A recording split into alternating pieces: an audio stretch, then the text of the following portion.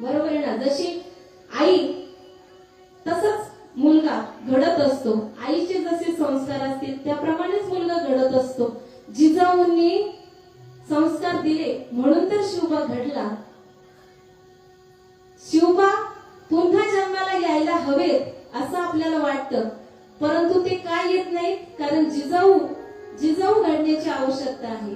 जिजाऊ जर घराघरामध्ये निर्माण झाली, जिजाऊंसारखं वागणं, जिजाऊंसारखे संस्कार, जिजाऊंसारखे मुलांना शिकवण देणारी अशी आई जर प्रत्येक घराघरामध्ये जर निर्माण झाली ना, तर मग प्रत्येक घरामध्ये शिवाजी महाराज जन्माला येतील. म्हणून पण आपल्याला वाटतं शिवाजी महाराज जन्माला यायला हवीत पण शेजारच्या घरात, कारण जिजाऊ मातेने जेवढी तपश्चर्या केली, जेवढी साधना केली, जेवढं पतीपासून दूर राहावं लागलं तरी चालेल, पण माझ्या शिवबाला घडवण्याचं काम मी करणार. त्याला रोज रामायणातील महाभारतातील कथा सांगून शौर्य त्याच्यामध्ये वृद्धिंगत केलं आणि पुढे स्वराज्य संस्थापनेची संप्रेरणा ही छत्रपती शिवाजी महाराजांना कोणी दिली असेल तर त्या आहेत राजमाता, राष्ट्रमाता जिजाऊ मासाहेब. माझ्या जिजाऊची पुण्याई कशी आली फळा, माझ्या जिजाऊची पुण्याई कशी आली फळा, माझ्या बापाचा बाप राजा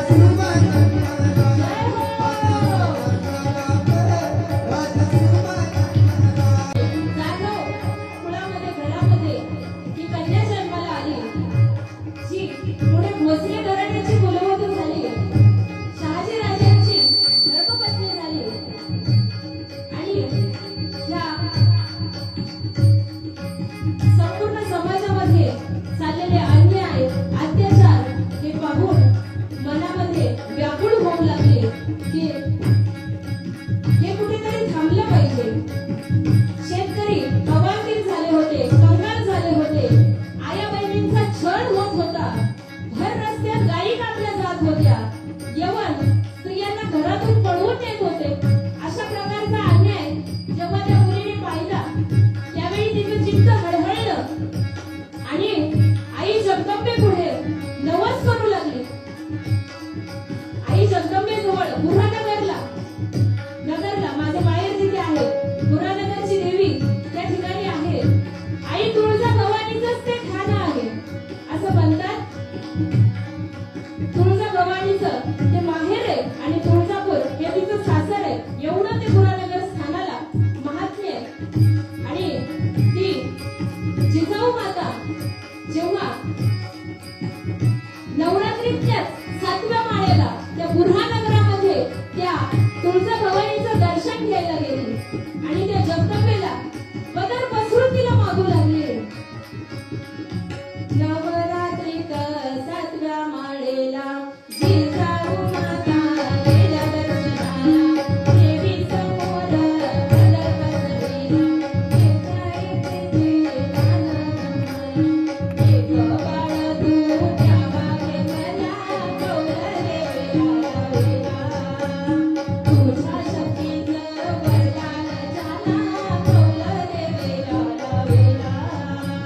हे जगन्माते, हे तुळजा भवानी, तुझ्या शक्तीचं वरदान ज्याला प्राप्त असेल असा एक बाळ माझ्या पोटी जन्माला घाल ग. हा अन्याय अत्याचार मला बघवत नाही ग. हे आई, तुला हे दिसत नाही का ग? हे आंबे, हे जगदंबे, अगं डोळे उघडून बघ, अगं काय चाललंय हे? आणि मग तिच्या समोर आईचा गोंधळ घातला, उदे ग आंबे उदे.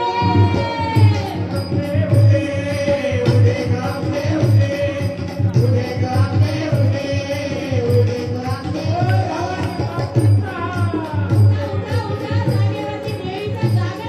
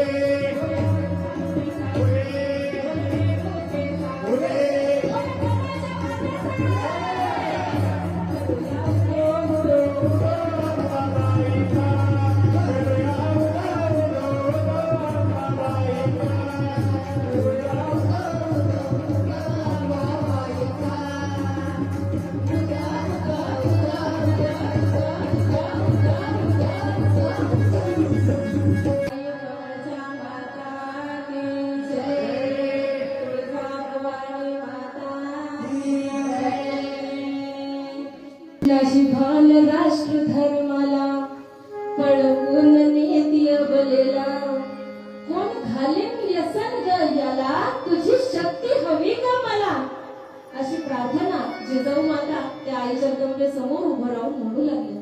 तुझ्या शक्तीशिवाय हा अन्याय अत्याचार थांबवण्याची क्षमता दुसरी कोणामध्येही नाही. तुझ्या शक्तीने परिपूर्ण असा एक बाळ माझ्या पोटी जन्माला घाल. आणि हे मागणं जेव्हा जिजाऊ मातेने मागितलं आईचा गोंधळ घातला. आई प्रसन्न झाली आणि योग्य काळानुसार जिजाऊ माता गर्भवती झाल्या. 7वा महिना होता त्यावेळी सुद्धा जिजाऊ मातेला कसे डोहाळे होते कारण तीच जगदंबा आहे ना. मात भवानी तू लक्ष्मी स्वराच्या चरणी कलीच्या युगे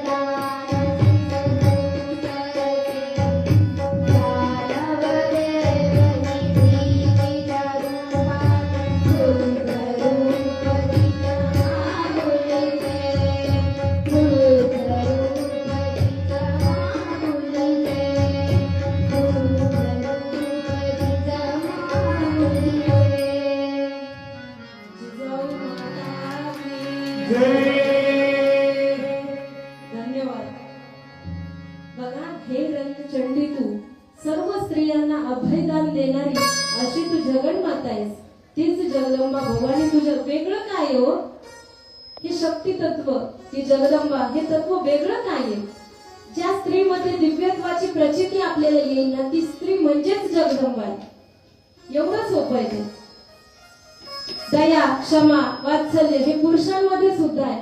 हे गुण ज्या पुरुषांमध्ये दिसतील त्या पुरुषांमध्ये सुद्धा जगदंबेचं अस्तित्व आहे. त्या रूपाने ती त्यांच्यामध्ये सुद्धा स्थित आहे, स्त्रियांमध्ये स्थित आहे. आणि पुरुषांमध्ये, म्हणजे स्त्री आणि पुरुष असा लैंगिक भेद आपण त्याच्यामध्ये करू शकत नाही. ती तिच्या गुणांच्या रूपाने, त्या शक्ती तत्वाच्या रूपाने ती सर्वांमध्ये स्थित आहे. आणि अशी ती आई जगदंबा 450 वर्षापूर्वी जिजाऊ मातेच्या रूपाने त्या ठिकाणी प्रकट झाली. आईचं चिंतन करायचं, जिजाऊ मातेचं चिंतन केलं तरी तेच पुण्य आपल्याला लाभणार आहे. मग 7व्या महिन्यामध्ये देखील डोहाळे हा फार आवडीचा विषय. मग डोहाळे मध्ये बघा, आपल्या वेळेचा आठवा, कशा कशा प्रकारचे डोहाळे. काही ना मातीचे खडे खायचे डोहाळे होतात, भिंतीचे पोपडे उत्सव खायचे. बघा, याचा तुम्हाला अनुभव असेल बघा. हा, जुन्या ज्या वृद्ध महिला या ठिकाणी आहेत बघा, त्यांच्या वेळेचं आठवतच असेल. आठवलं तर बघा असं नाही म्हणणार, कारण स्त्रीच्या जीवनामध्ये किती सुख दुःख येऊ द्या, पण गर्भावस्थेतला जो काळ असतो ना, त्यावेळी कोणी आपली किती काळजी घेतली, कोणी आपल्याला आधार दिला किंवा कोणी आपल्याला त्रास दिला, या सगळ्या गोष्टी स्त्री ही शेवटच्या श्वासापर्यंत विसरत नसते. तेव्हा बाकीच्यांचे डोहाळे असे असतात, काही पण असतात, काही पण खावंसं वाटतं, प्यावंसं वाटतं, फिरायला जावंसं वाटतं. आजकाल तर सिनेमेच पाहावेसे वाटतात. आणि म्हणून ते बाळ पण आल्या लगेच रील्सला छान पोजेस देतात ते बाळ सुद्धा. हा, असं बरेचसे रील्स आपण पाहतो, व्हिडिओ. बाळ जन्माला आले लगेच फोटोला छान छान पोजेस देतात. ते कशामुळे होतं? कारण ते आईने ते बाळ पोटात असताना तेच केले, फोटोशूट व्यतिरिक्त काहीच केलं नाही. मग ते बाळ का नाही पोज देणार? ही हसण्याची गोष्ट नाहीये बरं का, एक विनोद म्हणून या ठिकाणी बोलले, पण ही विचार करण्याची गोष्ट आहे. बघा, आपले संस्कार काय आहेत, आपली संस्कृती काय आहे, हे आपण उचलून पाहिलं पाहिजे. एतत् देश प्रसृतस्य सकाशात दग्र जन्मनः स्वं स्वं चरितम शिक्षेरन पृथिव्याम सर्व मानवः, असं आपल्या देशाच्या संस्कृतीबद्दल म्हटलं जातं. भारत देशाची संस्कृती कशी आहे, या संस्कृतीचा आधार घेऊन, या संस्कृतीतील संस्कार शिकून जगातील सर्व लोकांनी आपलं जीवन सुधारून घ्यावं, असं या श्लोकाचा अर्थ आहे.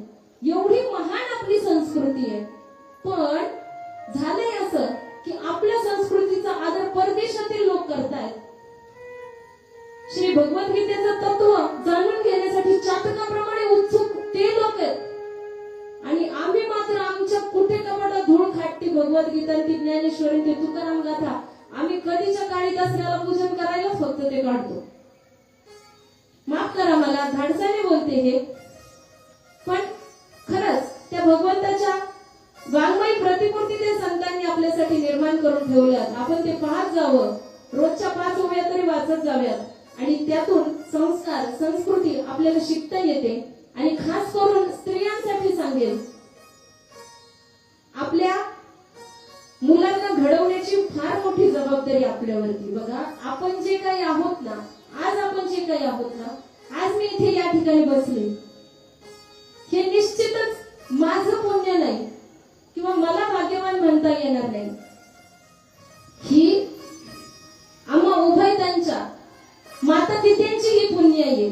आमच्या उभयतांच्या पाठीमागे ती पुण्याई उभी राहिली, त्यामुळे हे कार्य आम्ही एकमेकांच्या साथीने हे संपन्न करू शकतो. बघा, धन्यता नेहमी संतांनी सुद्धा धन्यता कुणाला दिली? त्या व्यक्तींना नाही दिली. धन्य माता पिता तयाची, असंच नेहमी कुणी कन्यापुत्र होती जे सात्विक, तयाचा हरिक वाटे देवा. गीता भागवत करीती श्रवण अखंड चिंतन विठोबाचे. असे पुत्र ज्यांच्या घरामध्ये जन्माला येतील, अशा कन्या ज्यांच्या घरामध्ये जन्माला येतील ना, त्यांचा हेवा तो संतांना सुद्धा वाटतो, भगवंताला सुद्धा वाटतो, आई बाबाला धन्यता देतात. धन्य त्याची माता, धन्य त्याचा पिता. स्वतःच काळी चिरून भगवंताला आतमध्ये साठवलो. तो कांदा मुळा भाजीमध्ये परमात्मा बघणारा, असे ती सावतामाळी. काल आपण पाहिलं, कामामध्ये काम काही म्हणा राम राम, काम नाही टाकलं. जसं आपण दिवसभर काबाड कष्ट करतो, शेतीची कामं करत असताना भगवंताचं स्मरण करतो. तसंच पण काही अलौकिक पद्धतीने भगवंताला विसरायचंच नाही, सदा नामघोष, म्हणून ते संत तुम्हाला प्राप्त झाले. आपल्याला ते जमत नाहीये, आपण पण करतोय पण सदा नाही. दिन रजनी हाती धरता,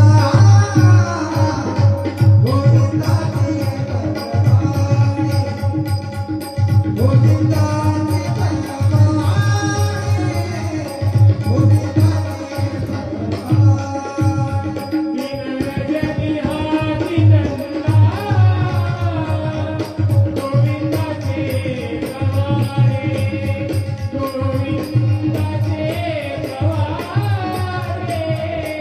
गोविंदाची बलवाणी, गोविंदाची बलवाणी.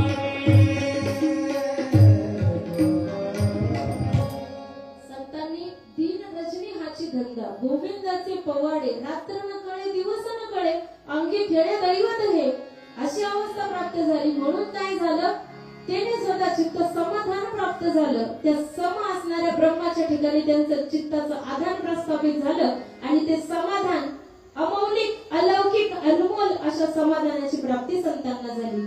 आपल्याकडून ते चुकतंय, चूक तिथे होतीये. सदा नाही करत आपण, कदा कदा करतो, बरोबर आहे ना, तिथे चुकतोय. आणि त्यामुळे पण ही जबाबदारी आपल्यावरती आहे. आपण ते पाहिलं पाहिजे, आपण ते केलं पाहिजे. आणि जाऊ दे जग म्हणे, धाडसाने म्हणे, जाऊ दे जग अडाणी, अशिक्षित, काही म्हणू द्या. लोकांच्या बोलण्यावर नुसार जर आपण चालू लागलो ना तर लोक आपल्याला गाडवारही बसू देणार नाही, खाली चालू देणार नाही. भगवान शंकरांचं उदाहरण या ठिकाणी आपल्याला पाहता येईल. नंदीला घेऊन गेले होते, पार्वती मातेला घेऊन गेले होते, त्यावेळेचं उदाहरण आपल्याला पाहता येईल. तुम्ही हसले, तुम्हाला सर्वांना माहितीये, त्याच्यामध्ये वेळ घालवणार नाही. पण लोक कसेच वागू देत नाही बघा, असे लोक असतात. त्यामुळे समाजाकडे लक्ष द्यायचं नाही, जगाकडे लक्ष द्यायचं नाही. जग कुठे चाललंय म्हणून या जगाच्या बरोबर धावत असताना आपण आपले संस्कार आणि संस्कृती विसरत तर नाही ना. हे कधीतरी स्वतःशी अंतर्मनामध्ये एकरूप होऊन विचार करण्याच्या या गोष्टी आहेत. आणि जेव्हा हे विचार येतील, त्या विचारानुसार आपलं आचरण होईल, विचाराची आणि आचाराची जोड जेव्हा गुंतली जाईल ना, तेव्हाच उत्कृष्ट समाज निर्माण होईल. ह्या ज्या वृद्ध सगळ्या महिला आहेत, यांनी जबाबदाऱ्या पार पाडलेल्या आहेत. त्यांनी आपल्याला दिलेत असे लाखात एक हिरे. या कर्जुले हरेश्वरचे सगळेच सुपुत्र मी म्हणेन, असे लाखात एक हिरे आपल्याला त्यांनी दिलेत.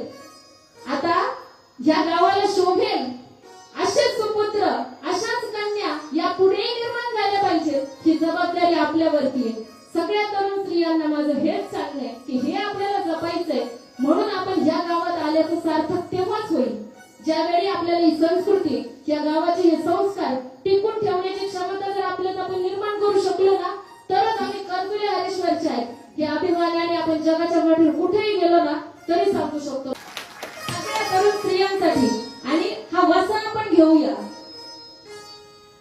हा या जगदंबेच्या प्रांगणामध्ये या जगदंबेला जागृत ठेवत असताना हीच एक शपथ आपण घेऊया की जसं महाराष्ट्रभर या कर्जुले हरेश्वर गावाचं नाव अभिमानाने घेतलं जातं की याला एक आध्यात्मिक वारसा आहे, एक संस्कृती आहे, एक संस्कारक्षम आहे. बाहेर कसेही कीर्तन होऊ द्या, कोणी काही बोलू द्या, पण आपल्या कर्जुले हरेश्वर ग्रामामध्ये मात्र अजूनही अध्यात्मच बोललं जातं, वेदांतच सांगितला जातो.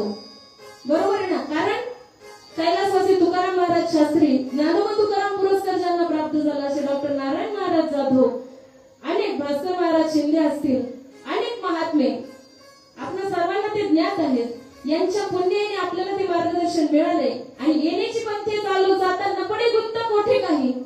ह्या पंथाने जर आपण मार्गस्थ झालो ना तर आपल्याला कुठेही गुंता पडणार नाही, कुठेही आडकाठी येणार नाही बघा. पण आजकाल ढासळती जेवढं आपण जगामध्ये पाहतोय ना, त्या दृष्टीने असं वाटतं की कला कला कला कला ही संस्कृती ढासळत जाते आणि मग एकेकाळी जी पूर्वीच होतं ना ते पूर्णपणे नष्ट झालेलं आपल्याला दिसतं. जसे बदल होतात ना तशी ही संस्कृती ही बुजली नाही गेली पाहिजे.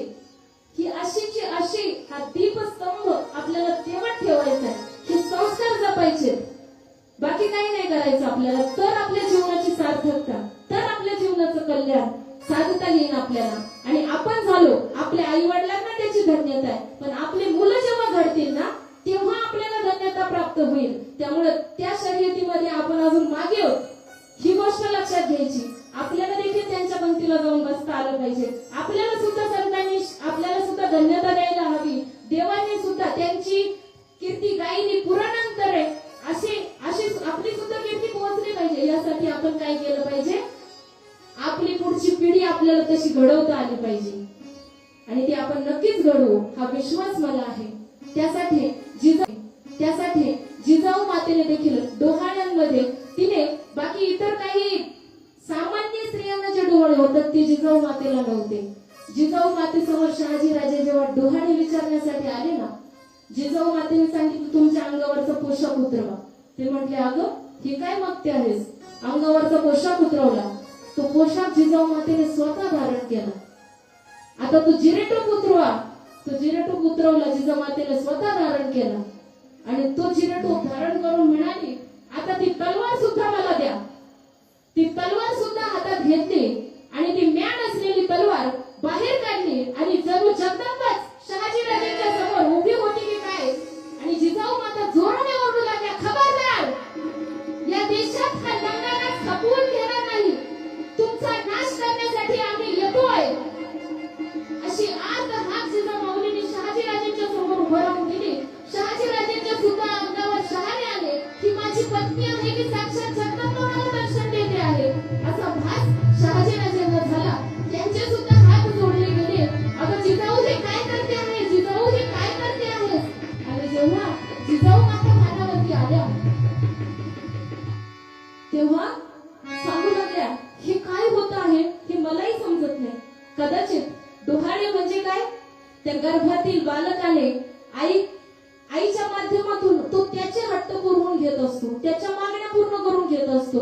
हे मी काय केलं हे मला नाही वाटलं, ही मी नव्हतेच. हे कोण होतं, हे तिच्या गर्भामध्ये वाढणारे छत्रपती शिवाजी महाराज बोलत होते. खबरदार, आता हा नंगानाच खपवून घेणार नाही, तुमचा सर्वनाश करायला आम्ही येतोय. असे जेव्हा असे डोहाळे जेव्हा जिजाऊ मातेला लागले आणि अशा त्या जिजाऊ माता गर्भातच शिवबायांना शिकवण देत होत्या. रामायणातील महाभारतातील धडे त्यावेळी लिहत होत्या, त्यावेळी वाचन करत होत्या, धर्मग्रंथांचं वाचन करत होत्या. आणि अशा जिजाऊ माता जेव्हा 9वा महिना लागला आणि आता प्रसव पीडा सुरू झाल्या जिजाऊ मातेंना आणि मग पावलं मंद मंद अशी पावलं त्यांची पडायला लागली. आणि मग त्या ठिकाणी डॉक्टर्स नव्हते, दाई सुई असं जिला म्हणतात ते तिने सर्व ओळखलं. 9 मास 9 दिस झाले चाल जिजा